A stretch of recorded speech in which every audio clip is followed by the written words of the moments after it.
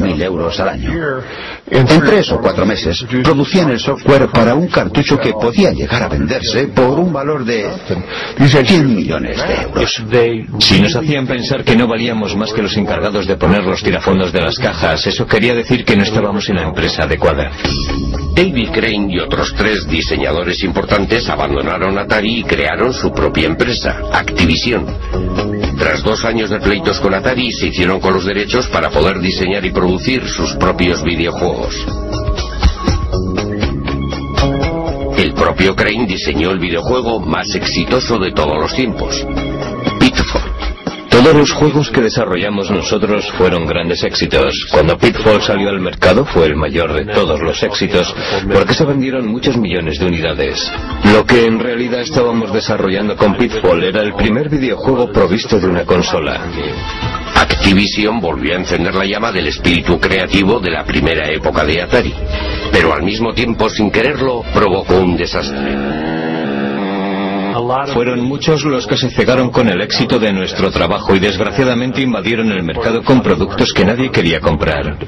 Atari contribuyó a la pérdida de confianza en los videojuegos por parte del público, ya que había productos como el E.T. de muy baja calidad. Un videojuego de E.T., ¡guau! Muy pronto con ustedes. Millones de copias de E.T. acabaron en la basura. Deje que E.T. entre en su casa. El mercado de los juegos de ordenador se desmoronó y en 1983 la Warner anunció unas pérdidas de más de 250.000 euros, cayendo sus acciones en picado. Lamento haber vendido mi empresa a la Warner. Es la cosa más estúpida que he hecho en mi vida. En 1984 la Warner se deshizo de Atari y con ello fue declarada la muerte de los videojuegos norteamericanos.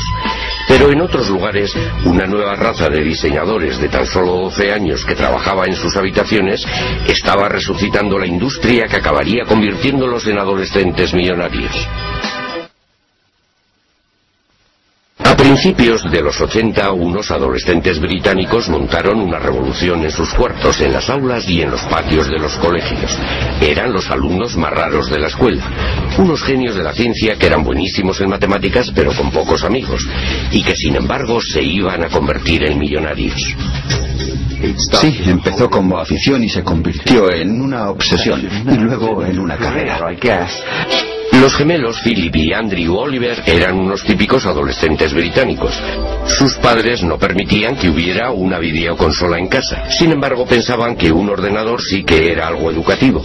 Muy oportunamente apareció en el mercado toda una serie de ordenadores personales baratos como el Spectrum ZX y el Commodore 64. Miles de progenitores británicos los adquirieron para sus hijos con la idea de que les ayudasen a hacer los deberes, pero los chicos tenían otras ideas. Sin que nadie les echara una mano, descubrieron que eran capaces de crear sus propios videojuegos como los que había en las salas de juego e incluso mejores. Nos fijamos en las salas recreativas. El problema en dichos sitios era que los chicos tenían que meter monedas cada pocos minutos para divertirse, mientras que con los videojuegos podían pasarse jugando toda la tarde. Los gemelos Oliver fueron autodidactas y partiendo de cero aprendieron a programar videojuegos. En 1982, con tan solo 13 años, presentaron su primer videojuego a una revista especializada que publicó su trabajo. El trabajo había sido bautizado Roadrunner. Fue estupendo acudir a la escuela y decir a nuestros colegas, mirad, es nuestro trabajo. Fue estupendo poder jugar con los demás muchachos. Eran unos bloques pintados con un solo color. Corrían por la pantalla y el camión se movía por la pantalla. Solíamos retarnos, a ver cuánto puedes aguantar. El camino se iba estrechando más y más, y con muchas más curvas, y todo ello al azar. Finalmente te sacaban el juego. La revista les pagó 75 euros, una bonita suma de dinero de bolsillo para unos adolescentes de 13 años. Luego se presentó la oportunidad de aparecer en la televisión.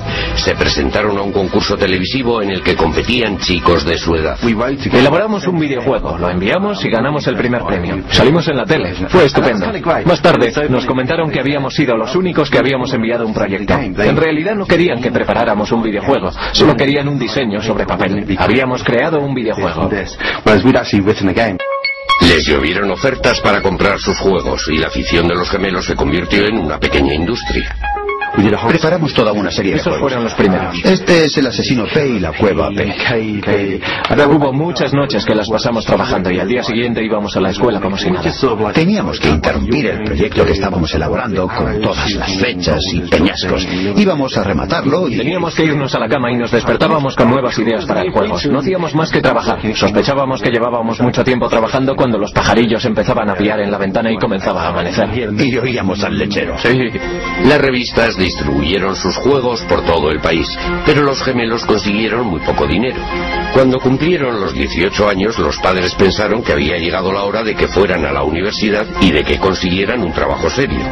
Pero uno de sus profesores persuadió a los padres para que les concedieran un año con el fin de que su afición se transformara en negocio. Unas semanas más tarde, todo cambió cuando conocieron a los hermanos Darling. Richard y David también habían estado creando sus propios juegos desde los 11 y los 12 años, pero estaban insatisfechos con las cantidades que las empresas estaban ofertando a los jóvenes diseñadores. Por esa razón empezaron a vender sus juegos por correo, creando su propia empresa en una habitación de la casa. Duplicaban los juegos en una cassette, imprimían sus trabajos y llegaron a vender 1 millón de copias. Con tan solo 17 y 18 años montaron su empresa llamada Codemaster. Fue en su primera comparecencia en una feria con 18 años cuando conocieron a los gemelos Oliver. Vinieron los gemelos Oliver a nuestro stand y nos presentaron una demo con uno de sus juegos que habían preparado de antemano. No paraban de decir, sí, un juego así, os daremos 15.000 euros. Estábamos Alucinados. Alguna vez han comentado que se quedaron boquiabiertos, que se quedaron profundamente emocionados, pero lo debieron ocultar muy bien. Nos faltó tiempo para volver a casa. No pudimos conciliar el sueño. En menos de un mes creamos Super Robin Hood, que llegó a ser el número 1 en ventas. Para Navidades ya habíamos vendido más de 100.000 unidades y ganamos 15.000 euros. Era increíble. Y en cuanto empezamos a vender, ya no pudimos parar.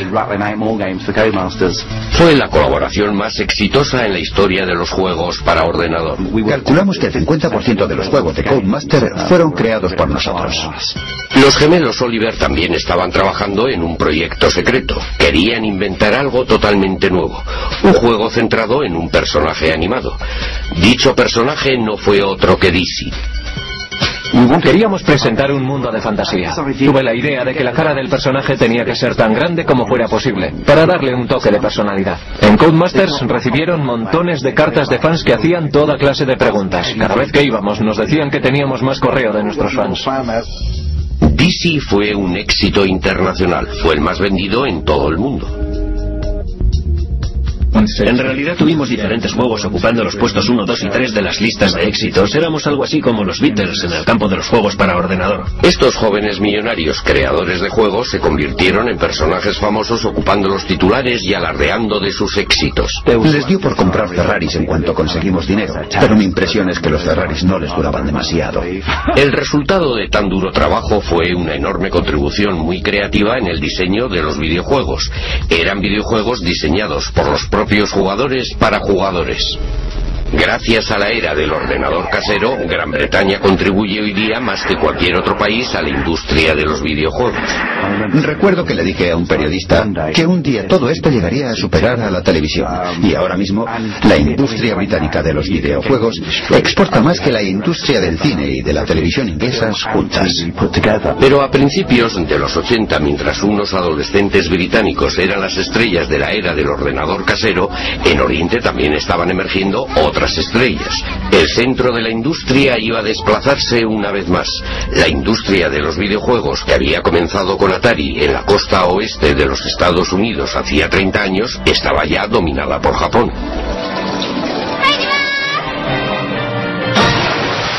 Los